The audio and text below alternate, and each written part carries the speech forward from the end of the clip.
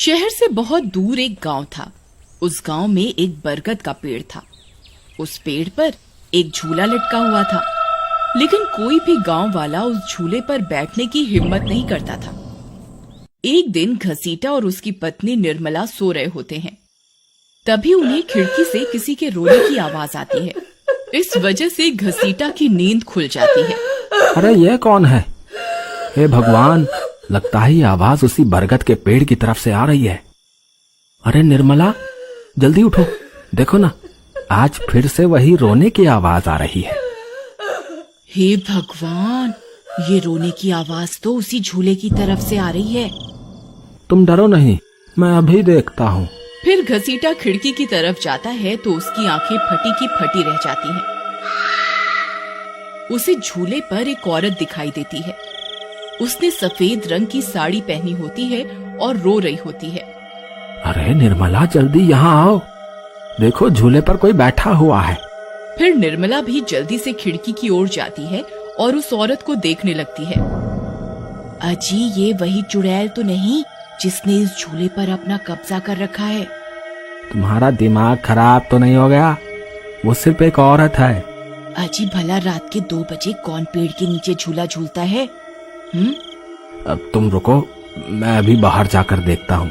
अरे रुको रुको, तुम्हारा दिमाग खराब तो नहीं हो गया जो खुद मौत के मुंह में मरने के लिए जाना चाहते हो? मैं आपको कहीं नहीं जाने दूंगी। तभी वह चुड़ैल अचानक से गायब हो जाती है। ये सब देखकर वे दोनों डर जाते हैं। अरे मर गए रे, ये तो गायब हो गई। मैंने आपसे कहा था ना जी, ये कोई आम औरत नहीं है। तुम सही कहती हो निर्मला, इस झूले में जरूर कोई गड़बड़ है, तभी कोई गांव वाला इसके आसपास जाने में भी डरता है।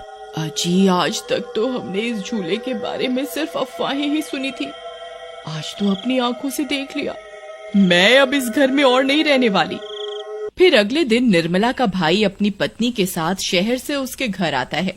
अरे निर्मला बहन, तुम कहाँ हो? अरे भाई, तुम आज तुम्हें अपनी बहन की याद कैसे आ गई?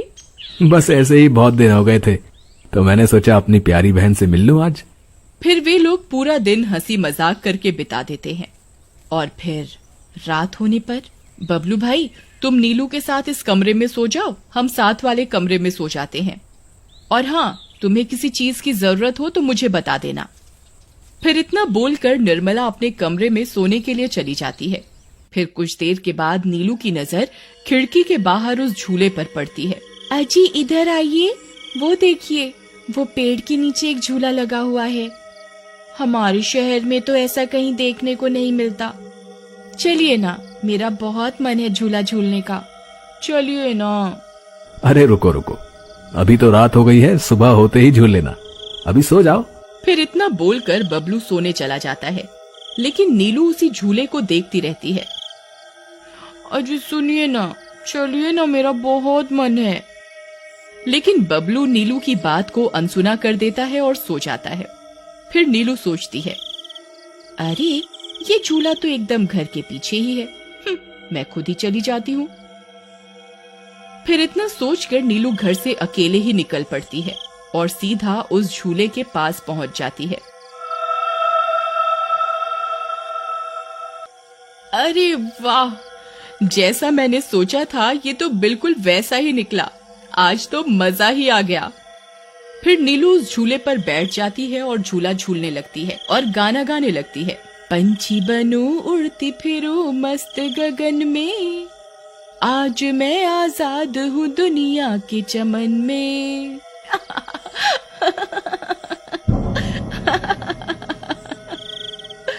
अरे वाह। फिर नीलू कुछ देर रात खुशी खुशी झूला झूलती रहती है। अरे वाह, आज तो मजा ही आ गया। चलो अब घर चलती हूँ, अगर इनकी नींद खुल गई तो ये बहुत नाराज हो जाएंगे। फिर जैसे ही नीलू उस झूले से उतरने लगती है तो उसे महसूस होता है कि किसी ने उसे पकड़ कर रखा है और वो झूले से नीचे नहीं उतर पा रही।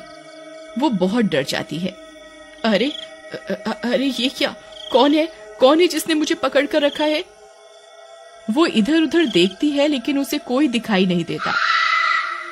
अरे मर गई रे, मैं इस झूले से क्यों नहीं उतर पा रही? बचाओ बचाओ, कोई है? अजी सुनते हो, मेरी मदद करो। तभी नीलू की आवाज सुनकर बबलू की नींद खुल जाती है। निर्मला और घसीटा भी उठ जाते हैं और भागते हुए बबलू के पास आते हैं।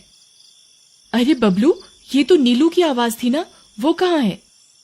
तभी घसीटा की नजर उस झूले पर पड़ती है। उसे नीलू उस पेड़ के नीचे पड़ी हुई दिखाई देती है। हे भगवान, ये क्या अनर्थ हो गया? नीलू उस झूले के पास कैसे चली गई? फिर वे तीनों भागते हुए उस झूले के पास जाते हैं। उन्हें नीलू वहाँ बेहोश पड़ी हुई मिलती है। हे भगवान, ये तुम्हें क्या हो गया नीलू? नीलू, तुम्हें यहाँ नहीं आना चाहिए था। हे भगवान, अब क्या होगा? फिर वे सब लोग वापस अपने घर आ जाते हैं और सुबह होने पर नीलू को होश आता है। नीलू, तुम ठीक तो हो ना? आज के बाद कभी उस झूले के पास नहीं जाना। उस झूले पर किसी चुड़ैल का साया है। ठीक है दीदी, मैं आज के बाद उस झूले के पास कभी नहीं जाऊंगी। फिर रात होने पर सब सो रहे होते हैं। तभी नीलू की नींद खुल जाती है। उसकी आंखें लाल हो जाती हैं और उसके पैर उल्टे हो जाते हैं और वो घर से निकलकर झूले की तरफ चल देती है और झूला झूलने लगती है।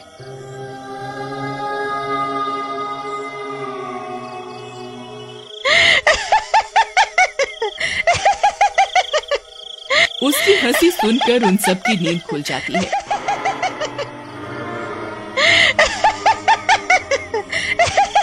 निर्मला और घसीटा भागते हुए बबलू के कमरे में आते हैं और नीलू को वहां ना पाकर परेशान हो जाते हैं। हे भगवान, अब ये नीलू कहाँ चली गई? फिर वे सब खिड़की से झांक कर देखते हैं तो उनकी आंखें फटी की फटी रह जाती हैं। नीलू झूला झूल रही होती है। अरे मर गए रे, ये नास मीठी तो फिर से झूला झूलने चली गई। अरे बेवकूफ बबलू, अपनी पत्नी को संभाल कर नहीं रख सकता क्या? देख तेरी पत्नी आधी रात को कैसे झूला झूल रही है। दीदी, मुझे माफ कर दो। मैंने इसे समझाया भी था कि उस झूले की तरफ कभी मत जाना। अरे जल्दी चलो, हमें अभी नीलू के पास जाना होगा, कहीं कोई अनर्थ ना हो जाए। फिर वे तीनों भागते हुए उस झूले के पास पहुंच जाते हैं। ए नास मीठी नीलू, चल जल्दी से इस झूले से नीचे उतर। तुझे कल भी समझाया था ना इस झूले की तरफ नहीं जाना। एक बार में समझ नहीं आता क्या?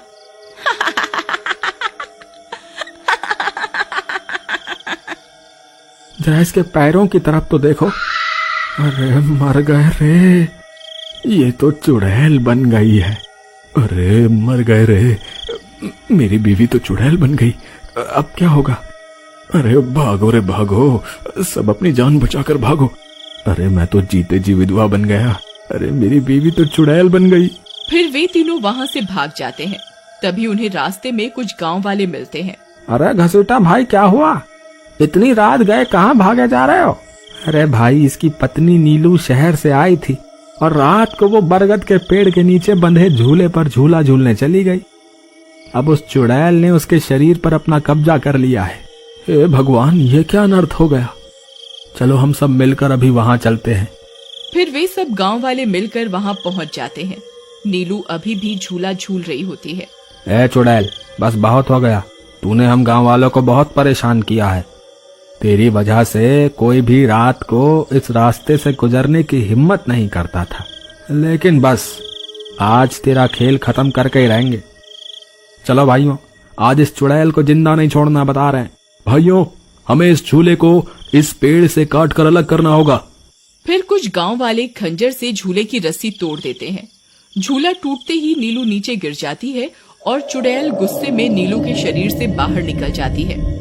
हे गांव वालों, ये तुमने सही नहीं किया, अब तुम सब मरोगे।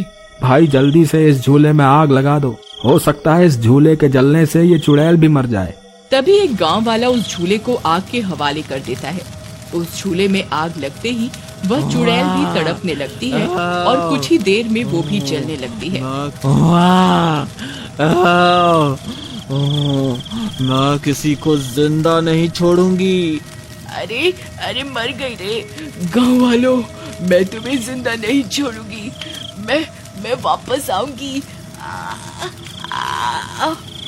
फिर देखते ही देखते चुड़ैल जलकर राख हो जाती है और गांव वालों को उस भूतिया झूले से छुटकारा मिल जाता है।